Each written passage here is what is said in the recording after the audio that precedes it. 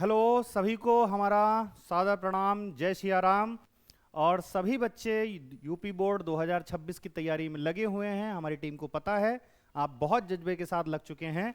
2026 हमारा टारगेट है, 2025 जैसा भी आप लोगों के लिए गया है, लेकिन हमारी आशा है आप 2026 में चाहे क्लास 10th के हों और चाहे क्लास 12th के हों, एग्जाम आपका सुपर्ब जाना चाहिए, बहुत अच्छे मार्क्स आने चाहिए। इसी उद्देश्य के साथ श्री नारायणा ने आपके सभी सब्जेक्टों के लिए तैयार किए हुए हैं अच्छे अच्छे लेक्चर्स, जो आपको मिल जाएंगे हमारे यूट्यूब पे, साथ ही में मिल जाएंगे आपको श्री नारायणा के ऐप पे। जो बच्चे इच्छुक हों श्री नारायणा का ऐप डाउनलोड कर सकते हैं और वहां से भी जा करके अपने लिए क्लासेस को चूज कर सकते हैं। ठीक है, साथ ही साथ यूट्यूब पर भी लेक्चर आपको मिलेंगे। तो आज हम लोग यहाँ पर सामाजिक विज्ञान में जो पहला चैप्टर उठा रहे हैं, भारत का राष्ट्रवाद, ये पहली इकाई का दूसरा चैप्टर है। मैं बता देता हूं, ये जो पहली इकाई है, ये पहली इकाई ही, पहली यूनिट ही आपके सामाजिक विज्ञान में 20 अंक की है। 20 अंक में भी इस चैप्टर का वेटेज बहुत अधिक है। और अब चूंकि भारत में एक राष्ट्रवाद की लहर चल रही है, इसलिए आपको जानना भी बनता है। तो आइए बिना किसी देरी के स्टार्ट करते हैं। मैं हूं विवेक तिवारी और मैं आपको पढ़ाऊंगा बेटा क्लास 10th में सामाजिक विज्ञान। आइए देखते हैं। तो सबसे पहले हम देख रहे हैं भारत में राष्ट्रवाद समय के अनुसार एक नजर में। इसको बच्चों हम लोग बाद में पढ़ेंगे, जब पूरा चैप्टर पढ़ लेंगे। तो ये ऐसे मैंने डेटेड डाल दी सारी, ऐसे आपको मैंने ईयर वाइज ईयर सब कुछ लिख दिया है, जिससे आपको आसानी हो रिवीजन करने में। तो ये 2 पेज मैंने बनाए हैं, इनिशियल में मैंने इसको लगा दिया है और जा करके इसको आप रिवीजन कर सकते हैं। अब बात आती है, सबसे पहले हम राष्ट्रवाद को जानेंगे। राष्ट्रवाद होता क्या है?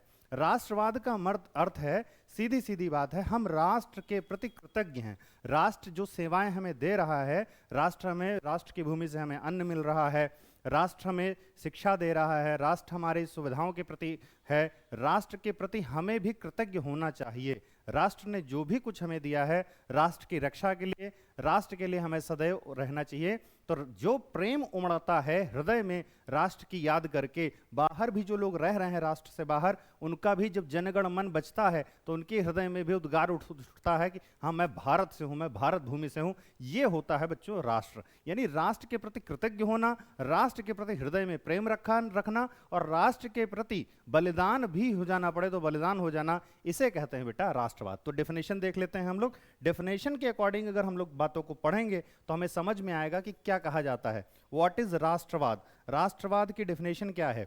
अपने राष्ट्र के प्रति प्रेम की भावना बेटा, एकता की भावना, एक समान चेतना, कंसिस्टेंस राष्ट्रवाद कहलाती है ना। कि जरूरत पड़े तो प्राणों की भी आहुति देना पड़े तो हम पीछे नहीं रहेंगे। अभी अभी आपका पुलवामा का जो हत्याकांड हुआ था, आतंकवादी घटना हुई, उसके बाद जो भारत ने अटैक किया, तो चंडीगढ़ में तमाम युवा रोडों पर आ करके और कहने लगे कि नहीं, वॉलंटियरी अगर देखा जाए तो हम जाएंगे सेना के साथ लड़ने के लिए, प्राणों की आहुति देना पड़े तो दे देनी पड़ेगी, हम दे देंगे। तो ये होता है बच्चों राष्ट्रवाद। जब हम अपने देश के साथ एकजुटता के साथ खड़े हो जाते हैं तो ये राष्ट्रवाद की भावना के बिना संभव नहीं हो सकता। आगे क्या कहती है कि यह लोग समान ऐतिहासिक, राजनीतिक तथा सांस्कृतिक विरासत साझा करते हैं।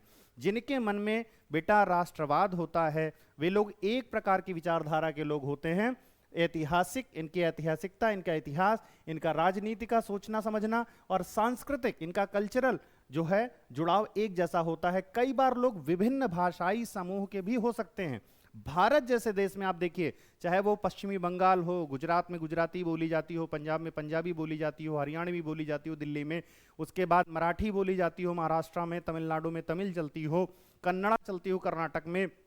इसके उपरांत भी आप देखिए राष्ट्रवाद की जो ज्वाला है, राष्ट्रवाद का जो ये गुण है, वह एक जैसा है। तो भाषाई समूहों में अलग होने पर भी जैसे भारत जैसा राष्ट्र के प्रति उनका प्रेम में एक सूत्र में बांधे रखता है। तो राष्ट्रवाद बहुत अच्छी चीज है।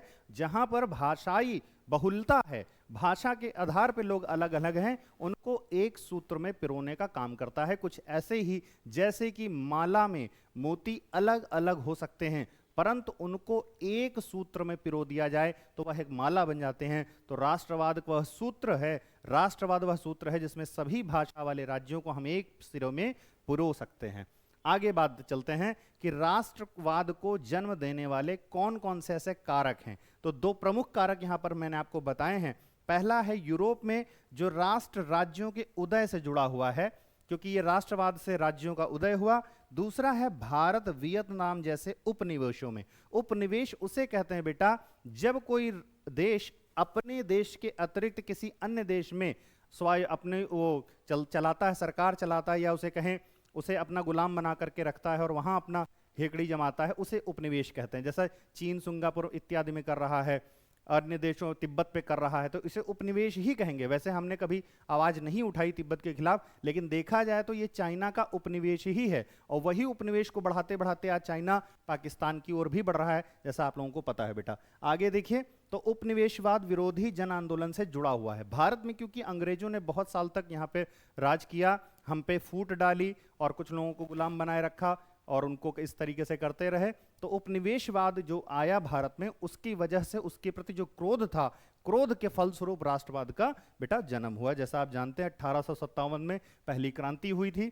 तो भारत में राष्ट्रवाद की भावना पनपने के कारण, हमें भारत से लेना देना क्योंकि हम भारत का राष्ट्रवाद पढ़ रहे हैं, तो जान लेते हैं कि कौन कौन से ऐसे कारण रहे कि इसमें राष्ट्रवाद फैला। पहला कारण था बच्चों, साहित्य, लोक कथाओं, गीतों व चित्रों के माध्यम से राष्ट्रवाद का प्रसार किया गया। जो भी हमारे पास बेटा कवि थे, जो भी साहित्य लिखने वाले लेखक थे, उन्होंने भर भर करके साहित्य लिखा, लोगों तक प्रचार किया, प्रसार किया कि लोग जाने राष्ट्र क्या है, राष्ट्र के प्रति समर्पण क्या है, राष्ट्र के प्रति प्रेम क्या है। यह सब जानने के लिए उन्होंने लिखना आरंभ किया। लोगों को पता चला कि हाँ क्या होता है। भारत माता की छवि रूप लेने लगी।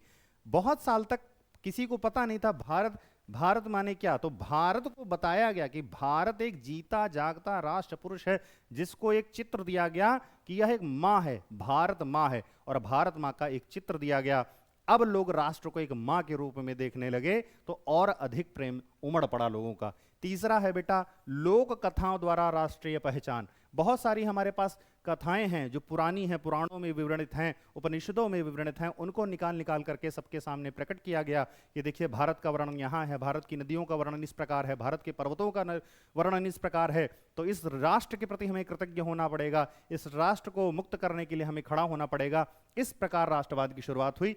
चौथा है बेटा चिन्हों के द्वारा प्रतीकों के प्रति जागरूकता बताई गई। जैसे हमारा झंडा, जब हम ध्वज बनाते हैं बेटा, तो आपको पता हो ध्वज में ऊपर की ओर नारंगी रंग है, बीच में श्वेत है और नीचे हरा है। नारंगी जो है आपका त्याग का प्रतीक है, शांति का प्रतीक श्वेत है, और हरियाली का प्रतीक या समृद्धता का प्रतीक है कृषि में सुधारों के लिए। और साथ में यहाँ पर अशोक चक्र बना हुआ है बेटा, जिसमें 24 तीलियां हैं। तो इन सभी का महत्व है, इस झंडे से भी हमें प्रेम है बेटा। और साथ में बताया गया इतिहास की पुनर्व्याख्या।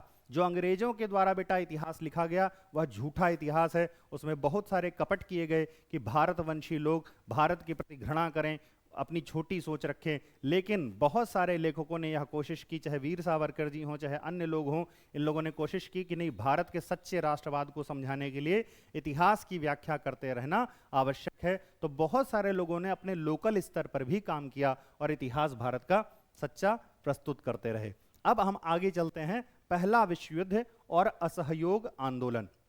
इसके बारे में बेटा हमें जानकारी लेनी है, तो ध्यान से आपको पढ़ना चाहिए। सबसे पहले आप जानिए कि पहला विश्व युद्ध हुआ कब था। तो पहला विश्व युद्ध बेटा जो स्टार्ट होता है, मैं आपको बता देता हूं, ये स्टार्ट होता है 28 जुलाई 1914 को यह स्टार्ट हुआ और 1918 को यह खत्म हुआ जाकर के। ठीक है, एग्जैक्ट डेट मुझे नहीं पता, शायद 11 नवंबर है, जहां तक आप लोग देख लीजिएगा, 11 नवंबर को ये समाप्त हुआ था। तो कुल मिलाकर के हम कह सकते हैं बेटा ये 4 वर्ष से अधिक युद्ध चला। अब जरा अंग्रेजों की इसमें चाल समझते हैं। अंग्रेजों ने क्या कहा? अंग्रेजों ने भारत में जो राजनेता बनना चाहते थे या जो उस समय थे राजनीतिक रूप से सक्रिय, उनसे बातचीत करके उनको एक कहा, प्रस्ताव दिया कि यदि आपके भारत से लोग जाते हैं हमारे प्रथम विश्व युद्ध में यूरोप की ओर से लड़ने, दैट इज ब्रिटेन की ओर से लड़ने, तो हम ऐसा करेंगे, हम पूर्ण स्वराज्य तो नहीं, लेकिन हाँ स्वराज्य कहने के लिए भारत को जरूर दे देंगे। आप लोग अपनी सत्ता यहां पर चला सकते हो, बाहर से हमारा इस पर अधिकार रहेगा, हम आपको गाइड करते रहेंगे। यह प्रॉमिस था, प्रॉमिस तो नहीं कह सकते, एक प्रस्ताव था। इस प्रस्ताव को सही माना गया और इस प्रस्ताव को सही मान करके बहुत सारे सैनिक भारत से गए विश्व युद्ध लड़ने। लेकिन जैसा आप लोग जानते हैं अंग्रेजों की आदत होती थी झूठ बोलने की, कपट करने की, और उन्होंने कपट किया। तो अभी मैं बता दूंगा कि ये सारी बातें किस प्रकार से राष्ट्रवाद से आगे जुड़ गई। तो पहला इसमें बताया गया प्रथम विश्व युद्ध का भारत पर क्या प्रभाव पड़ा।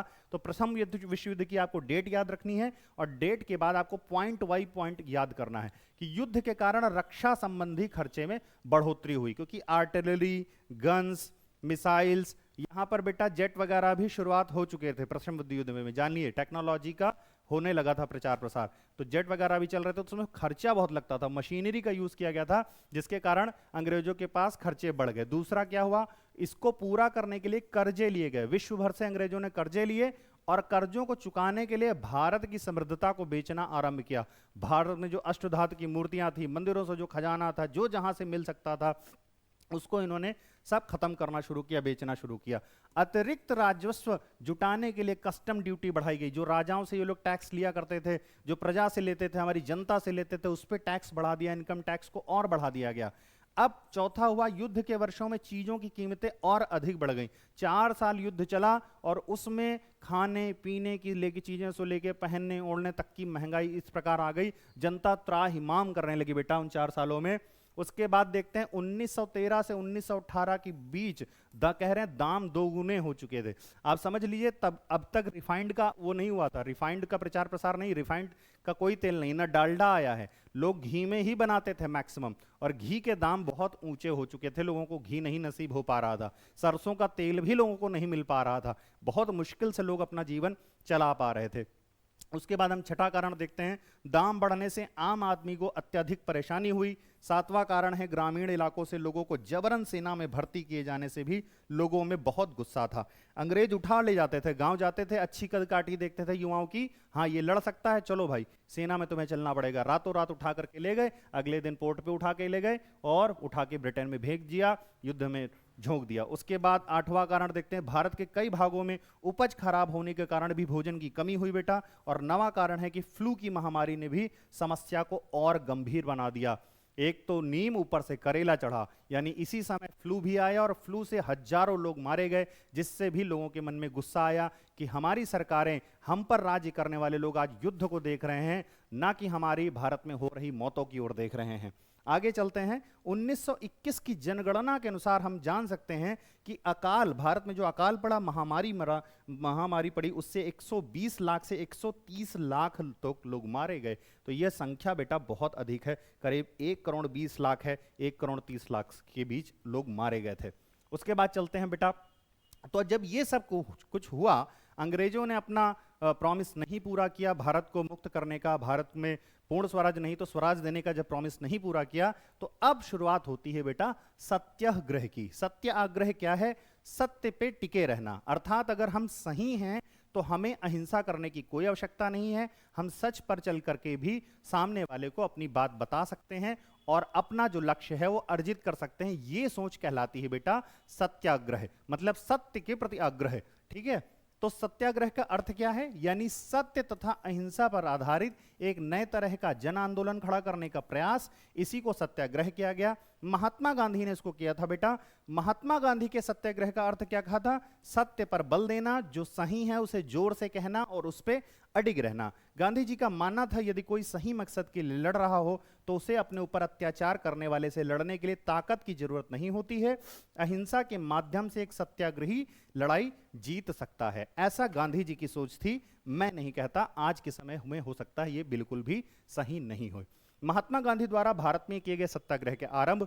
अब महात्मा गांधी ने जो भी कुछ किया बच्चों, उसके लिए हमें पॉइंट बाय पॉइंट याद रखना पड़ेगा, क्योंकि ये क्वेश्चन पूछा जाता है और पूछा जाता आपसे रहेगा कि महात्मा गांधी जी के द्वारा जो योगदान किया गया सत्याग्रह का वो बताइए। तो आपको इसमें पॉइंट बाय पॉइंट याद करिए कि सबसे पहले 1915 में दक्षिण अफ्रीका से ये भारत लौटते हैं महात्मा गांधी। दूसरी बात, गांधी जी की जन आंदोलन की उपन्यास पद्धति को सत्याग्रह के नाम से जाना जाता है। यह क्वेश्चन पूछा जा चुका है बेटा, ये ऑब्जेक्टिव में आपसे पूछा गया था। याद करें कि गांधी जी की जन आंदोलन की उपन्यास पद्धति को किस नाम से जाना जाता है, तो उसका नाम है सत्याग्रह।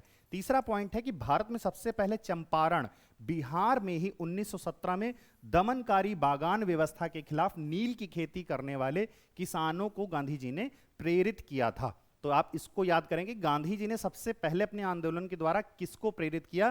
तो नील की खेती करने वाले चंपारण के किसानों का। ठीक है, उसके बाद चौथे पॉइंट में बताया गया 1917 में खेड़ा गुजरात किसानों को कर में छूट दिलवाने के लिए उनके संघर्ष में समर्थन दिया। फसल खराब हो जाने व प्लेग महामारी के कारण किसान लगान चुकाने की हालत में नहीं थे, इसलिए गांधी जी उनके साथ लड़े कि ये गलत है, जब इनकी फसल नहीं हुई है तो आप इनसे लगान क्यों वसूल रहे हैं, अच्छी फसल ना होने पे भी आप लगान वसूल रहे हैं, उनसे मारपीट कर रहे हैं, ये गलत है। उसके बाद अगले पॉइंट आता है कि अहमदाबाद गुजरात 1918 में कपड़ा कारखाने में काम करने वाले मजदूरों के समर्थन में भी सत्याग्रह का आंदोलन किया गया। तो ये कुछ पॉइंट हैं कि कहां से सत्याग्रह की नींव पड़ी, आंदोलन की शुरुआत कैसे हुई। अब हम आगे चलते हैं बच्चों, देखते हैं रॉयल एक्ट। अब देखिए 1918 में प्रथम विश्व युद्ध समाप्त होता है, अंग्रेज अपना प्रॉमिस तोड़ते हैं और प्रॉमिस तोड़ने के बाद जब भारत में राजनीतिक उठापटक होने लगती है, यहां जो राजनीतिक रूप से लोग सक्रिय थे, वो जो सपना देख रहे थे कि नहीं पूर्ण स्वराज नहीं तो स्वराज तो जरूर मिल जाएगा, तो इसके बाद क्या करती है अंग्रेजी हुकूमत इसको दबाने के लिए, तो इसके लिए लाती है बेटा रॉयल एक्ट, ये रॉलेट एक्ट लगती है। रॉलेट एक्ट का मुख्य प्रावधान आपको बेटा जरूर याद होना चाहिए, इसे मैं स्टार बता रहा हूं। यह क्या कहता है कि राजनीतिक कैदी मतलब जो भी अंग्रेजों का किसी भी रूप में, चाहे लिखने के रूप में, चाहे राजनीतिक रूप में या किसी भी प्रकार से विरोध कर रहा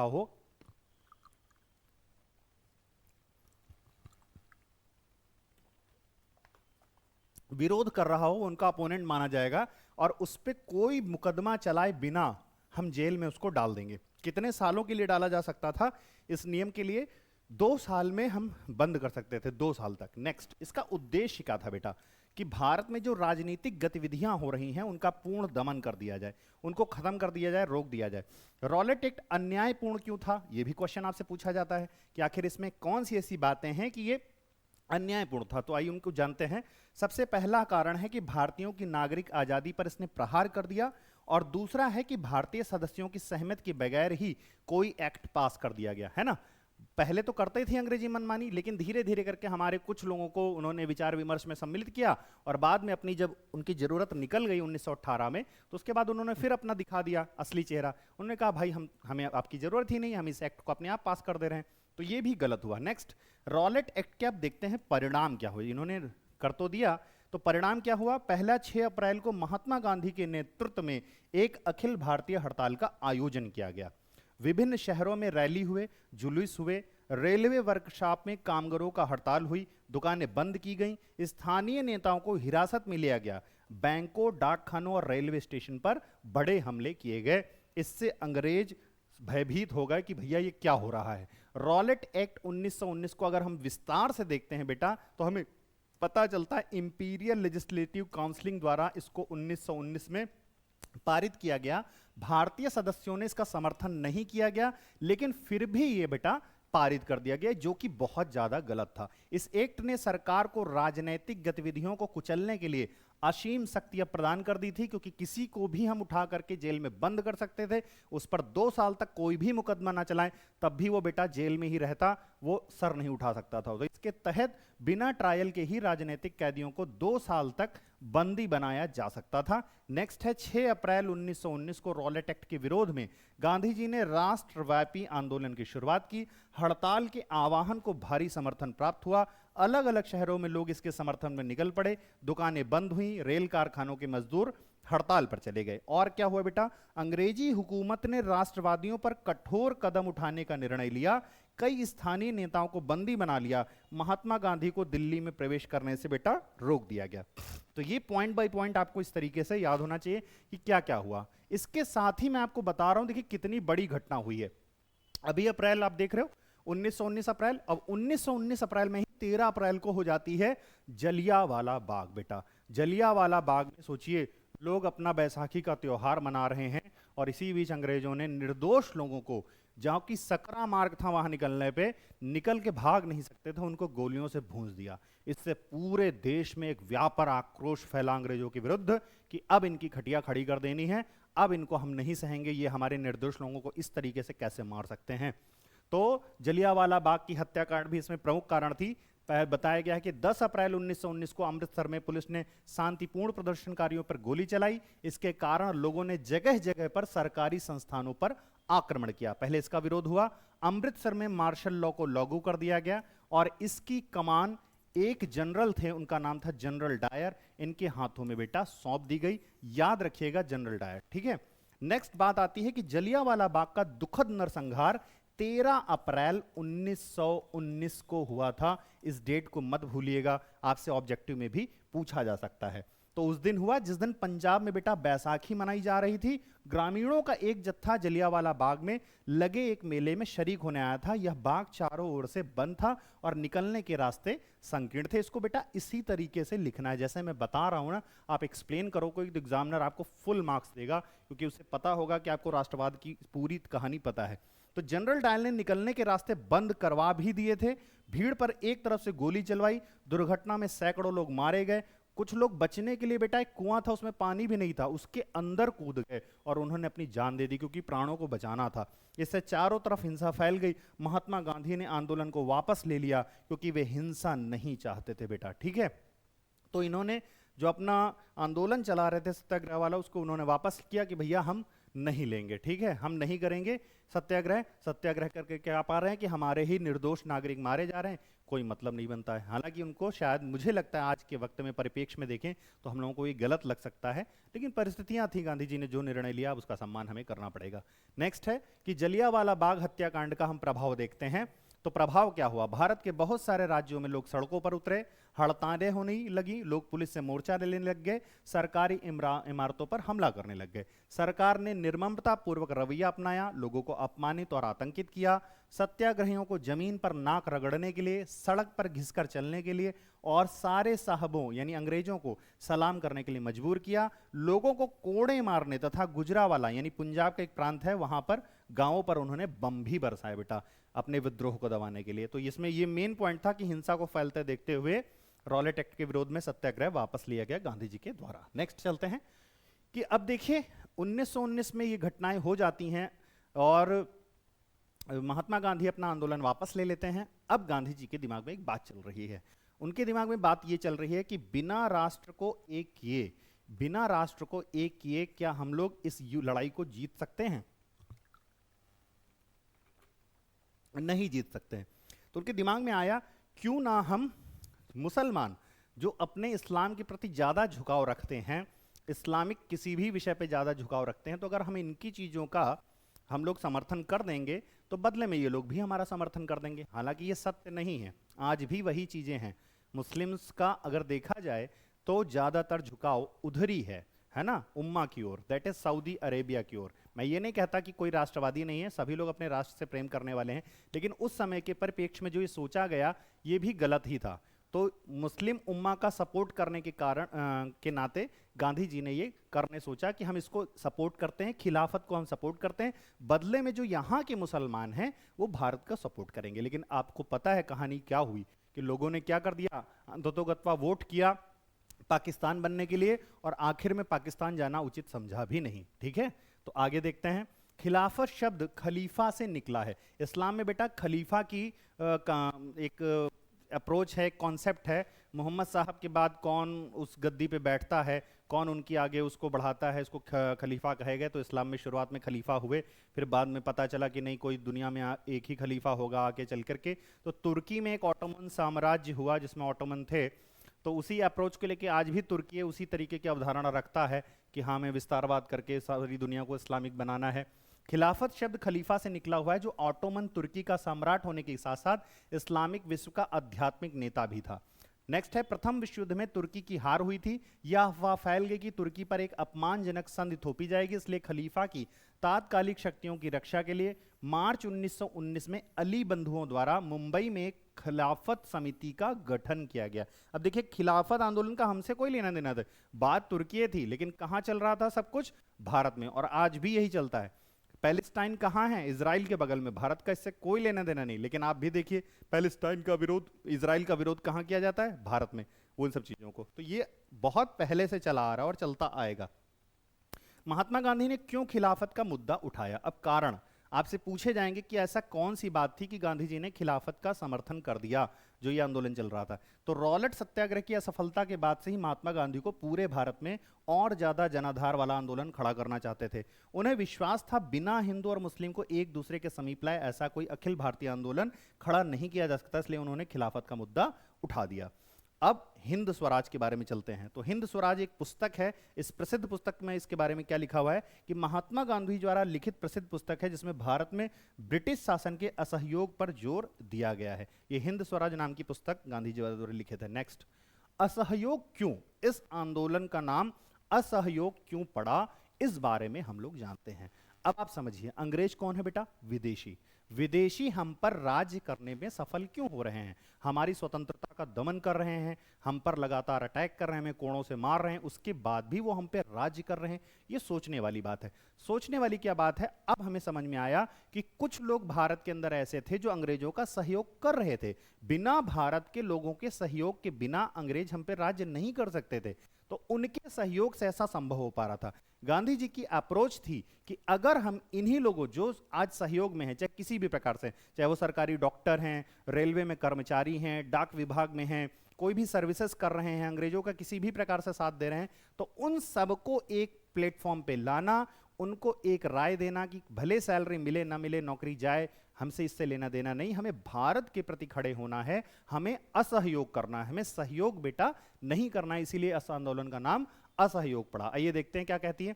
तो अपनी प्रसिद्ध पुस्तक स्वराज 1909 में महात्मा गांधी ने लिखा, भारत में अंग्रेजी राज इसलिए स्थापित हो पाया क्योंकि भारतीयों ने उनके साथ सहयोग किया और उसी सहयोग के कारण अंग्रेज हुकूमत करते रहे।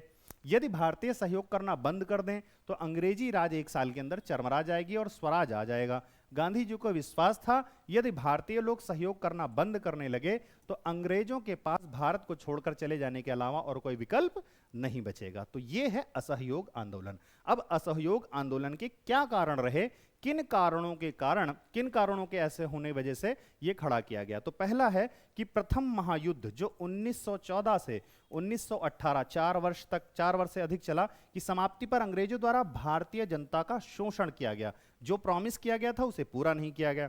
अंग्रेजों द्वारा स्वराज की बात की गई थी जिसे प्रदान करने से वो मुकर गए। तीसरा है बेटा, उन्होंने रॉलेट एक्ट ला दिया। चौथा है जलियांवाला बाग हत्याकांड करवा दिया 1919 में। और कलकत्ता अधिवेशन में 1920 में कांग्रेस द्वारा असहयोग आंदोलन का प्रस्ताव इसीलिए बहुमत से बेटा पार कर दिया गया।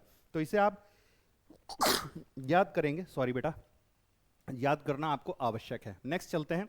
असहयोग आंदोलन जब लाया गया तो कांग्रेस ने जो प्रस्ताव पारित किया उसके प्रमुख बिंदु क्या थे, यह भी आपसे पूछा जाता है कि कांग्रेस द्वारा पारित प्रस्ताव के बिंदु बताइए। तो मुख्य बिंदु क्या थे, याद करिए। अंग्रेजी सरकार द्वारा प्रदान की गई उपाधियों को वापस करेंगे। सिविल सर्विसेज, सेना, पुलिस, कोर्ट, लेजिस्लेटिव काउंसिलिंग, स्कूलों का हम बहिष्कार करेंगे जो अंग्रेजों के द्वारा संचालित हैं। सभी विदेशी वस्तुओं का बहिष्कार किया जाएगा। और चौथा है, यदि सरकार अपनी दमनकार नीतियों से बाज ना आए तो संपूर्ण अवज्ञा आंदोलन हम शुरू करेंगे। मतलब अगर सरकार अब इसके बाद नहीं बदलती है तो हम इसके बाद जो नया आंदोलन लाएंगे उसका नाम होगा संपूर्ण अवज्ञा आंदोलन। अवज्ञा मतलब हम आपकी आज्ञा का कोई भी पालन नहीं करेंगे, आप कुछ भी कर लो, हम उसकी अवज्ञा ही करेंगे। तो असहयोग आंदोलन से संबंधित कांग्रेसी अधिवेशन में क्या था, क्या हुआ, सितंबर 1920 में असहयोग पर स्वीकृति अन्य नेताओं द्वारा दी गई और दिसंबर 1920 में स्वीकृति पर मुहर लगी और इसकी शुरुआत पर बेटा सहमत हो गए कि अब हम असहयोग आंदोलन करेंगे। अब आंदोलन के भीतर ही बेटा अंदर अंदर ही अलग अलग धाराएं चल रही थी। आपको पता है बेटा, कुछ गरम दल थे, कुछ नरम दल थे, कुछ गरम सोच रखते थे, कुछ नरम सोच रखते थे, कुछ सोचते थे अहिंसा से ही सब कुछ हो जाएगा, तो कुछ लोग कहते थे ऐसे नहीं, अगर अंग्रेजों ने हमें मारा है, अंग्रेज हमारी लोगों को मारते हैं तो अंग्रेजों को भी पनिश करना बनता है। तो कौन कौन सी धाराएं थी? तो असहयोग पहली धारा। खिलाफत आंदोलन की शुरुआत जनवरी 1921 में हुई थी, इसको सपोर्ट गांधी जी ने कर दिया। विभिन्न सामाजिक समूहों ने आंदोलन में हिस्से लिया परंतु प्रत्येक वर्ग की अपनी अपनी आकांक्षाएं थी। कोई किसी भी, देखिए व्यापारी वर्ग, अगर देखिए महंगाई मैं कह रहा हूं बढ़ चुकी है तो व्यापारी वर्ग रोष में क्यों होगा? व्यापारी वर्ग इसलिए होगा कि महंगाई यार बढ़ी हुई है, कच्चा माल बढ़ा हुआ है, कैसे हम व्यापार करें, हम परेशान हैं। किसान परेशान है कि भाई हमसे ज़्यादा लिया जा रहा है टैक्स, हमसे ज़्यादा लगान वसूली जा रही है। तो हर प्रकार एक वर्ग को थी उम्मीद कि अगर इस आंदोलन में हम खड़े होते हैं तो हम कुल मिला के अंग्रेजों पर दबाव डालेंगे और उनकी नीतियों को हम पछाड़ेंगे, उनकी नीतियां बदलेंगे हमारे प्रति। तो सबका सपना, आकांक्षाएं थी, स्वार्थ था।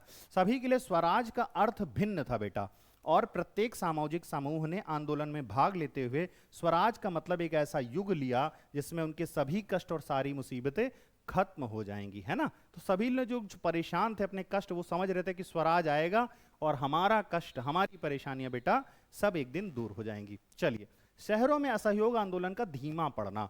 चलिए हम आगे देखते हैं कि ये असहयोग आंदोलन चला तो बहुत अच्छा, लेकिन आगे चल करके बेटा शहरों में हमने देखा, ग्रामीण इलाकों में अच्छा चलता रहा, लेकिन शहरों में ये धीमा क्यों पड़ने लगा? तो ये भी प्रश्न उठता है, हो सकता है आपसे पूछा जाए। तो कारण क्या है कि चक्की के कपड़े की तुलना में खादी का कपड़ा बेटा अधिक महंगा था। खादी का कुर्ता आज भी महंगा है बेटा, तो खादी का जो कुर्ता था वो महंगा था, तो लोग पहन नहीं सकते थे, इसलिए मशीनों से बना हुआ कपड़ा बेटा पहनना जरूरी था। गरीब लोग इसको नहीं खरीद सकते थे, परिणाम स्वरूप वे बहुत लंबे समय तक मील के कपड़े का बहिष्कार नहीं कर पाए।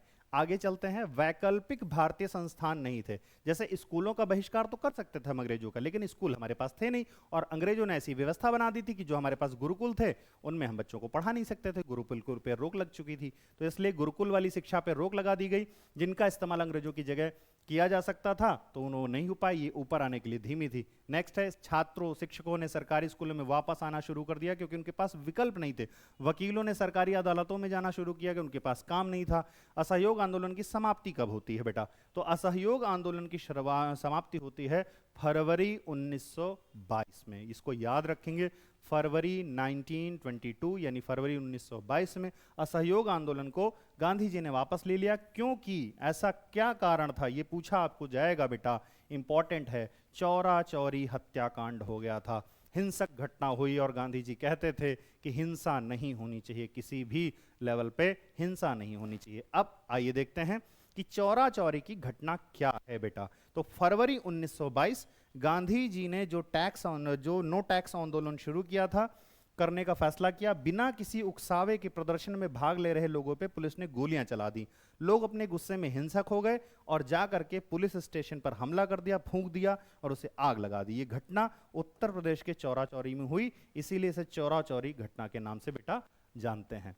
अब देखिए, असहयोग आंदोलन समाप्त कर दिया गांधी जी ने, क्योंकि पब्लिक उसमें भड़क गई, पब्लिक पे गोलियां चलाई गई, तो पब्लिक ने पुलिस स्टेशन को आग के हवाले कर दिया। अब इसके बाद देखिए, जो कांग्रेस कहती है, जो गांधी जी ने कहा कि अगर हम इससे ना बात बनी तो हम अवज्ञा आंदोलन करेंगे। अब बात आती है अवज्ञा आंदोलन की, तो सविनय अवज्ञा आंदोलन की ओर चलते हैं। ये कौन सा आंदोलन है? 1921 के अंत आते आते कई जगहों पर आंदोलन हिंसक होने लगा था। फरवरी 1922 में गांधी जी ने असहयोग आंदोलन को इसीलिए वापस लिया। कांग्रेस के कुछ नेता भी जन आंदोलन से थक से गए थे और राज्यों के जो काउंसिल के चुनाव होते थे उसमें हिंसा लेने चाहते थे। आप एक बात जान लीजिए, नेता कभी अपनी नीयत से नहीं बदलते, नेता को अपनी राजनीति करनी चाहिए पड़ेगी। उसको लगता है कि यार मेरा समय जा रहा है, मैं बूढ़ा हो रहा हूं, इससे अच्छा तो मैं राजनीति ही कर लेता हूं। तो यहां पर भी वही हो रहा, देखिए कि उसको उससे लेना देना नहीं है, उसको कह रहा कि ठीक है कोई बात नहीं, काउंसलिंग का होए, काउंसलिंग में हम पार्टिसिपेट कर लेंगे, नहीं देश आजाद हो रहा तो क्या हो रहा भाई, राजनीति तो करें, नेता इसी बात के तो हैं। तो राज्य के काउंसिलों का गठन गवर्नमेंट ऑफ इंडिया एक्ट 1919 के तहत हुआ। कई नेताओं का मानना था सिस्टम का भाग बनकर हम अंग्रेजी नीतियों का विरोध कर सकते हैं। क्लियर? चलिए नेक्स्ट है, प्रांतीय परिषद चुनाव में हिस्सा लेने को लेकर के कांग्रेस के नेताओं में आपसी मतभेद शुरू हुआ। सीआर दास तथा मोतीलाल नेहरू द्वारा स्वराज पार्टी जनवरी 1930 का गठन किया गया। प्रांतीय परिषद के चुनाव में हिस्सा भी ले सके। विश्वव्यापी आर्थिक मंदी की वजह से कृषि उत्पाद की कीमतों में भारी गिरावट आई, ग्रामीण इलाकों में भारी उथल पुथल बेटा मचा, और देखिए भारत में इसीलिए अकाल टाइप का पड़ना शुरू हुआ। अब इसके बाद हम बात करते हैं, जब ये सब चीजें चल रही थी तब आता है साइमन कमीशन। अब साइमन कमीशन क्या है उसके बारे में देखिए। 1927 में ब्रिटेन में साइमन कमीशन का गठन किया गया ताकि भारत में संवैधानिक व्यवस्था की कार्यशैली का अध्ययन किया जा सके। तो इसलिए किया गया था कि भारत में जो संविधान की वो है उसको हम देख सकते हैं कि क्या स्टडी करके निकाल सकते हैं। तो 1928 में साइमन कमीशन का भारत आना, पूरे भारत में विरोध प्रदर्शन शुरू हो गया। कांग्रेस ने इस आयोग का विरोध किया क्योंकि इसमें एक भी भारतीय शामिल नहीं था। भाई ऐसा कौन सा आयोग होगा जो भारत में आके सर्वेक्षण करेगा और उसमें कोई भी भारतीय नहीं होगा? इससे सबको आपत्ति थी कि जब भारतीय इसमें कोई सम्मिलित नहीं तो कौन सा ऐसा सर्वे होने जा रहा है और क्यों हो रहा है। दिसंबर 1929 में जवाहरलाल नेहरू की अध्यक्षता में कांग्रेस का लाहौर अधिवेशन हुआ। इसमें पूर्ण स्वराज, अब तक हम स्वराज की बात करते थे कि ठीक है भैया आप दूर रह के हमें गाइड कर लेना, लेकिन हमें स्वराज दे दो, हम अपना करें खाएं, ठीक है। लेकिन अब पूर्ण स्वराज की मांग उठने लगी। कब से उठी बता पूर्ण स्वराज की मांग? 1929 से, याद कर लीजिएगा। संकल्प को पारित किया गया। 26 जनवरी 1930 को स्वाधीनता दिवस घोषित किया गया और लोगों से आह्वान किया गया वे संपूर्ण स्वाधीनता के लिए बेटा संघर्ष करें। तो 1930 से चिंगारी अब फूट चुकी है, पूर्ण स्वराज के लिए। नेक्स्ट, अब इसमें कुछ और कैटलिस्ट काम के हैं, जैसे नमक आंदोलन बेटा, दांडी मार्च जिसे कहते हो। तो जनवरी 1930 में महात्मा गांधी ने लॉर्ड इरविन के समक्ष अपनी 11 मांगे प्रस्तुत की। ये मांगे उद्योगपतियों से लेकर किसान तक विभिन्न तबके से जुड़ी हुई थी, यानी इसमें सभी वर्ग बेटा, सभी वर्ग सम्मिलित थे। अब सभी वर्गों को सम्मिलित करने से यह हो जाता है कि सभी की आकांक्षाएं जुड़ी होती हैं कि अगर ऐसा हो गया तो हमारी समस्याएं बेटा दूर हो जाएंगी।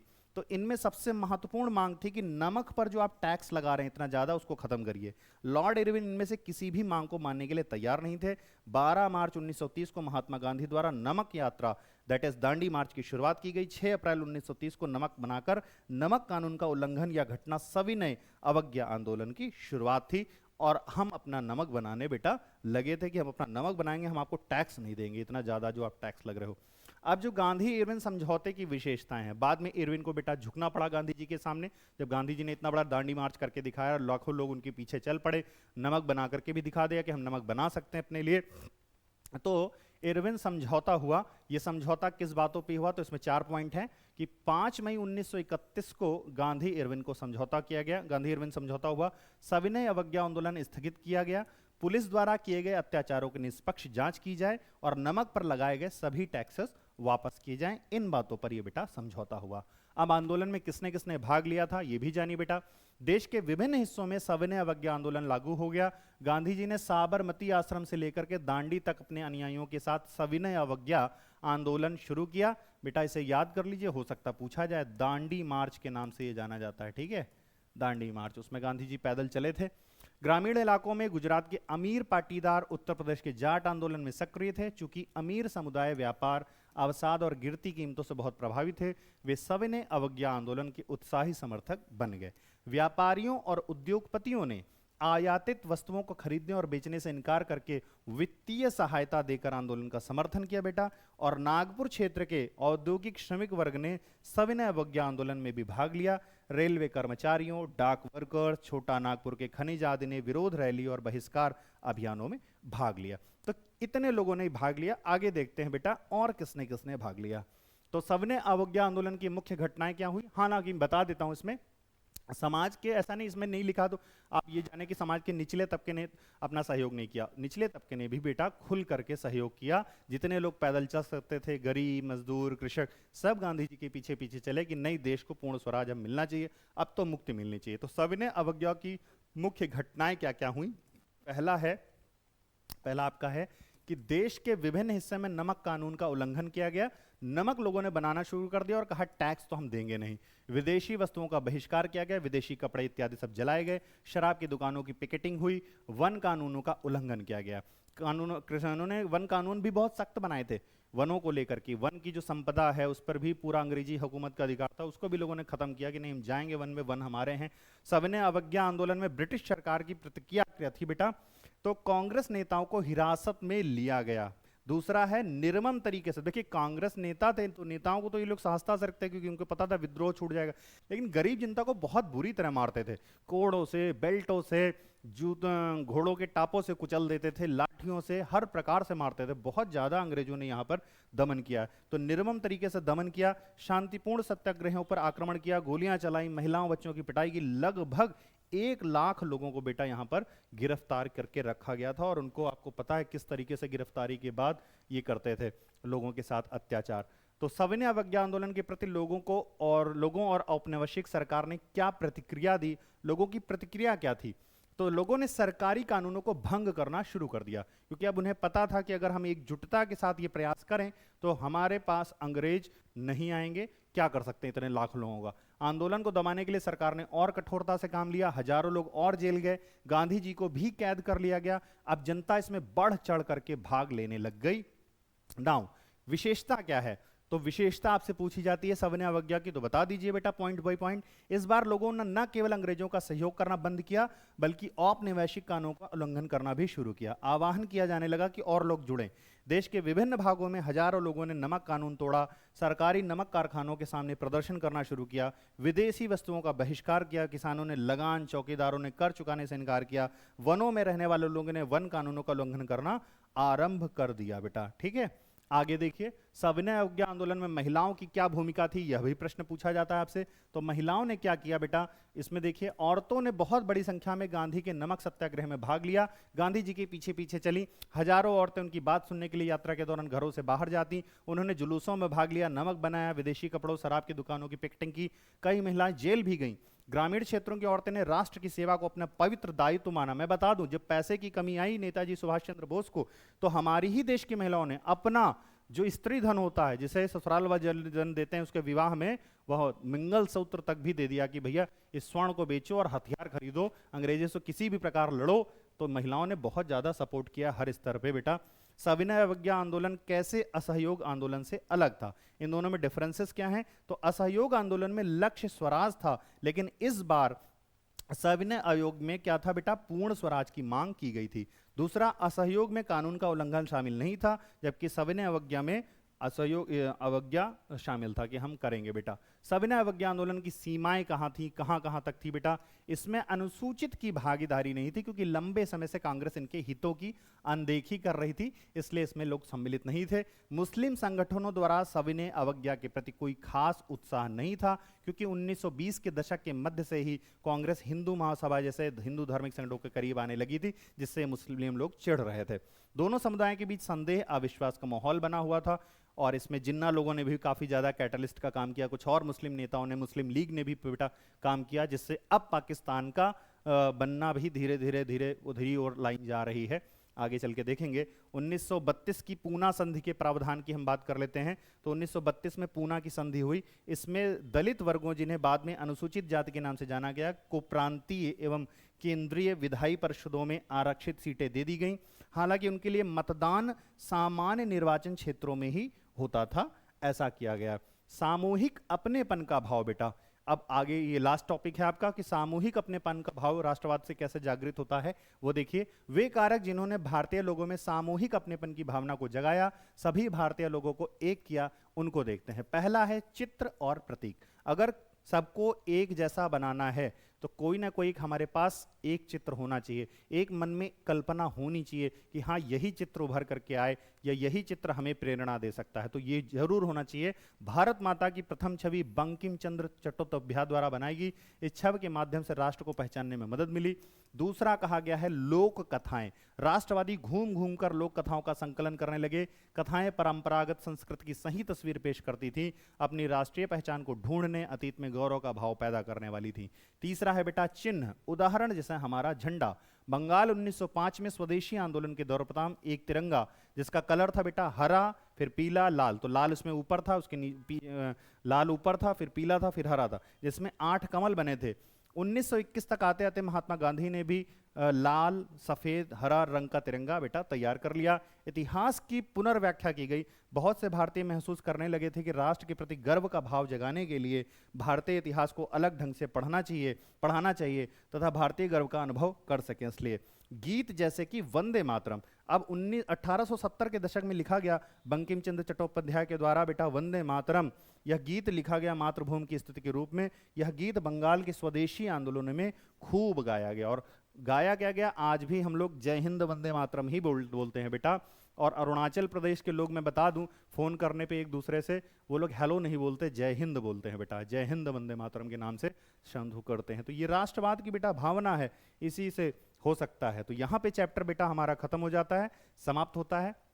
आप सभी का धन्यवाद इस चैप्टर को पढ़ने के लिए। और कुल मिलाकर के ये 45 मिनट का सेशन हमारा रहा है। 45 मिनट के इस सेशन में हमने कोशिश की है इस चैप्टर को बाइंड करने की। आशा है आप सभी को ये चैप्टर अच्छा लगा होगा। मिलते हैं नेक्स्ट चैप्टर पर, और आपको इसी चैनल पर physics, chemistry, biology, mathematics, English, Hindi सभी के लेक्चर मिलने वाले हैं। इसलिए चैनल को सब्सक्राइब कर लीजिए, और सभी से हाथ जोड़ करके रिक्वेस्ट है कि इस चैनल को बेटा अपने मित्रों में बताइए, समझाइए कि हाँ चैनल पे अच्छा पढ़ाया जा रहा है। जैसा भी आपकी प्रतिक्रिया हो आप कमेंट बॉक्स में लिख सकते हैं, बता सकते हैं, अपने प्रश्न डाल सकते हैं। और हमने टेलीग्राम चैनल भी बनाया है बच्चों के लिए कि बच्चे आकर के जुड़ें, वहाँ से लेक्चर की PDF, ये सारी PDF बेटा आपको चैनल्स के माध्यम से उपलब्ध करा दी जाएगी। आप जाकर के घर पे रिवीजन कर सकते हैं। तो जितने मैक्सिमम बच्चे छात्र जुड़ सकते हैं हमसे, मैं चाहूँगा जुड़ें और आप लोग उनको प्रेरित करें। आप सभी को नमस्ते, जय जय सिया राम, जय हिंद, वंदे मातरम।